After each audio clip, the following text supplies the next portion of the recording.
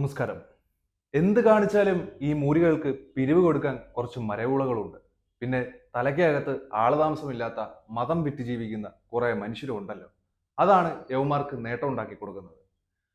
മുണ്ടക്കൈ ഉരുൾപൊട്ടൽ രക്ഷാപ്രവർത്തനങ്ങൾക്കായി youth league ജനങ്ങളിൽ നിന്നും സമാഹരിച്ച 1 ലക്ഷം രൂപയിലധികം നേതാക്കൾ തട്ടിയെടുത്തെന്ന് MSF മുൻ സംസ്ഥാന വൈസ് പ്രസിഡന്റും RYJD സംസ്ഥാന ജനറൽ സെക്രട്ടറിയുമായ PP ഷൈജൽ വാർത്താ സമ്മേളനത്തിൽ വെളിപ്പെടുത്തിയിരുന്നു.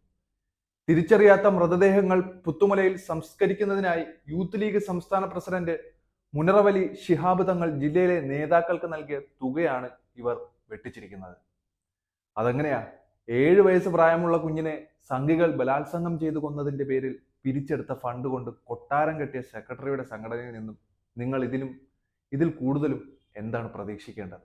യൂത്ത് ലീഗ് സംസ്ഥാന ട്രഷറർ P ഇസ്മായിൽ, ജില്ലാ പ്രസിഡന്റ് PM നവാസ് എന്നിവർ പണം തട്ടിയെന്ന് ഷൈജൽ ആരോപിക്കുന്നുണ്ട്. സാമ്പത്തിക ക്രമക്കേടുമായി ബന്ധപ്പെട്ട യൂത്ത് ലീഗ് വയനാട് ജില്ലാ ജനറൽ സെക്രട്ടറി CH ഫസൽ സംസ്ഥാന നേതൃത്വത്തിന് പരാതിയും നൽകിയിട്ടുണ്ട്.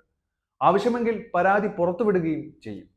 ദുരന്തമുഖത്ത് മൃതദേഹങ്ങളുടെ സംസ്കാരത്തിനായി നൽകിയ തുകയിൽ പോലും തട്ടിപ്പ് നടത്തിയ യൂത്ത് ലീഗ് നേതാക്കൾക്കെതിരെ മുസ്ലിം ലീഗ് നടപടി സ്വീകരിക്കണമെന്നും ഷൈജൽ ആവശ്യപ്പെട്ടിട്ടുണ്ട്.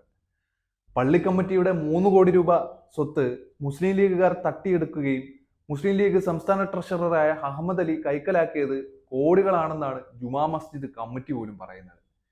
ശരിക്കും ലീഗിനുള്ളിലെ ആൾക്കാർ അവരുടെ ആളുകളെ പോലും പറ്റിച്ച് ജീവിക്കുന്ന അവസ്ഥയാണ് ഇവിടെ നിഴലിച്ച് കാണുന്നത്. അതായത് പറ്റിച്ച് ജീവിക്കുന്നവരെ പറ്റിക്കുന്നവർ. അത് ലീഗിനുള്ളിൽ മാത്രമേ കാണുകയുള്ളൂ. സംഭാവന എന്ന പേരിൽ ജനങ്ങളെ പറ്റിച്ചും വെട്ടിച്ചും സ്വന്തം കീശ നിറയ്ക്കുന്ന കള്ളന്മാരുള്ള കോൺഗ്രസിന്റെ കൂട്ടുകക്ഷിയായിരുന്നല്ലോ ഈ ലീഗുകാർ. ഇപ്പോൾ കോൺഗ്രസ് പാർട്ടിക്ക് പോലും ലീഗുകാരെ വേണ്ടെന്നുള്ള സ്ഥിതിയാണുള്ളത്. പിന്നെ എങ്ങനെ ജനങ്ങളെ പറ്റിച്ച് ജീവിക്കാമെന്നുള്ളതിന്റെ മാതൃകയായിരുന്നു കോൺഗ്രസിൽ നിന്നും ലീഗുകാർ പഠിച്ചെടുത്ത ഒരു വിദ്യ. കുറച്ചു ദിവസങ്ങൾക്ക് മുമ്പായിരുന്നു KSFEയിൽ മുക്കുപണ്ടം പണയം വെച്ച് തട്ടിപ്പ് നടത്തിയതിന് ഒരു മുസ്ലിം ലീഗ് നേതാവ് ഉൾപ്പെടെ 5 പേർ പിടിയിലായത്. അപ്പോൾ ഇനി ഇവരെക്കുറിച്ച് കൂടുതലൊന്നും പറയണ്ടല്ലോ.